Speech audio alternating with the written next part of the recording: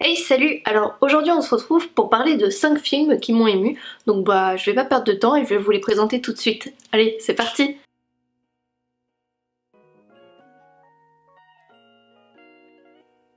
Alors en premier je vais parler de Juste la fin du monde de Xavier Dolan, qui est un huis clos adapté de la pièce de théâtre de Jean-Luc Lagarce. On y retrouve Louis, qui est interprété par Gaspard Ulliel, qui vient retrouver sa famille pour un après-midi après 12 ans d'absence.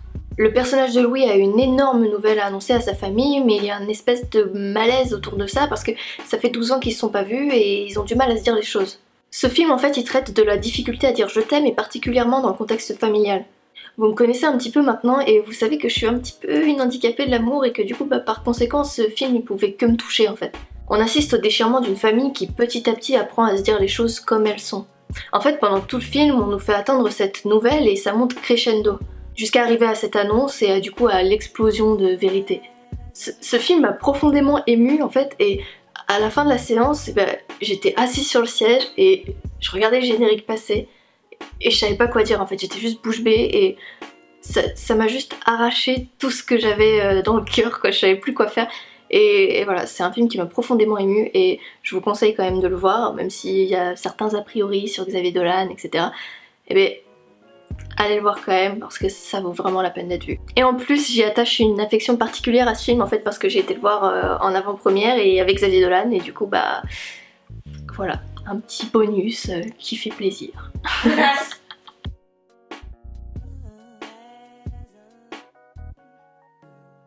Ensuite je vais parler du film Hachi.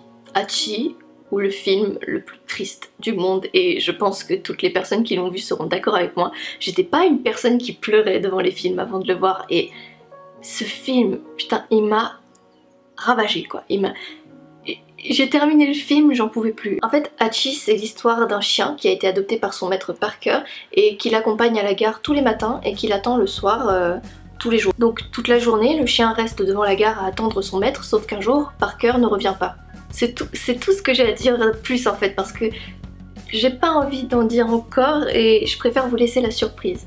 Et une fois que vous l'aurez vu, je serais vraiment curieuse de connaître vos ressentis et j'espère vraiment que vous viendrez me dire en fait ce que vous avez ressenti en le voyant. Et ceux qui l'ont déjà vu, j'aimerais bien savoir aussi si vous avez pleuré autant que moi ou si c'est juste moi qui suis une fragile.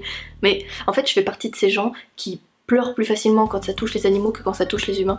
Du coup, peut-être que ça joue un peu, mais toutes les personnes à qui j'en ai parlé étaient d'accord avec moi. Donc allez voir ce film, c'est de loin le plus touchant de ceux que j'ai vus.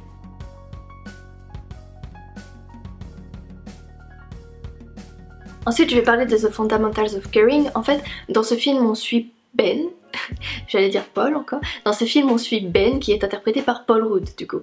Ben, suite à de nombreuses pertes, décide de devenir aide-soignant. Il y fait la rencontre de Trevor, interprété par Craig Roberts, qui est un jeune myopathe. Le personnage, hein, pas l'acteur. On se comprend. Bon, vous venez un peu voir le truc, forcément l'entente va se faire rude entre les deux personnages de par le caractère super fort de Trevor en fait. Ça va se faire rude alors que le mec s'appelle Paul Rudd.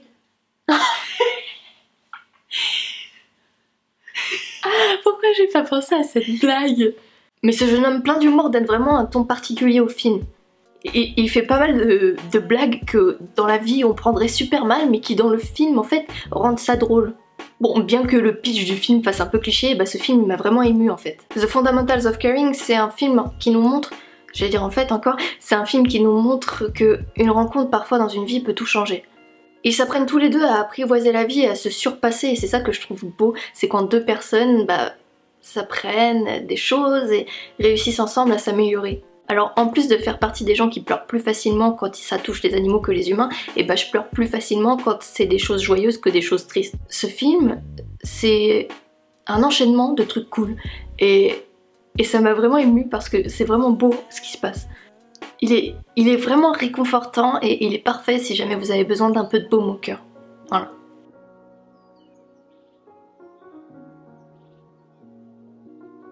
Alors ensuite on va parler d'Into the Wild. Bon, vous êtes sûrement beaucoup à l'avoir vu aussi ce film là, mais ça fait quand même partie des films qui m'ont le plus ému, donc je suis obligée de le mettre ici.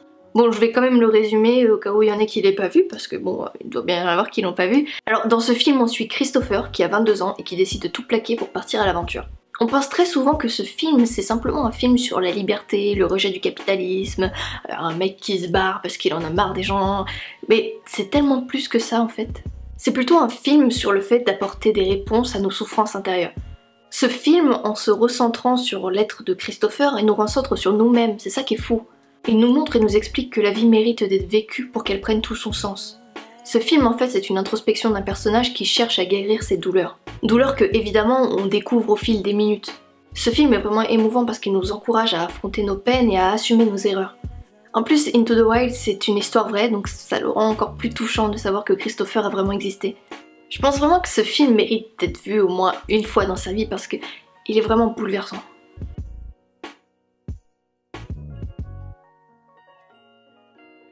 Et ensuite, le dernier mais pas des moindres, c'est La Ligne Verte.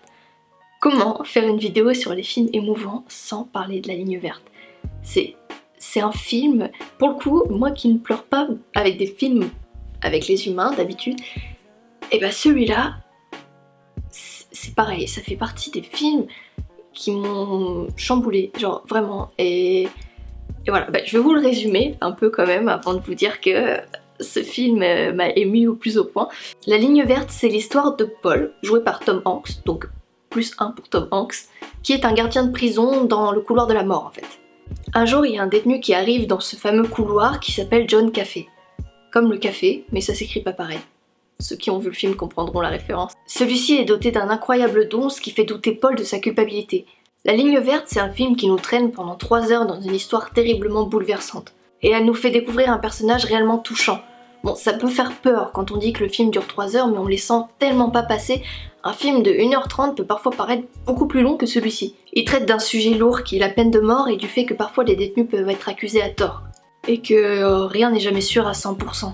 La complicité qui s'installe au long du film entre le gardien et le détenu rend le film d'autant plus émouvant.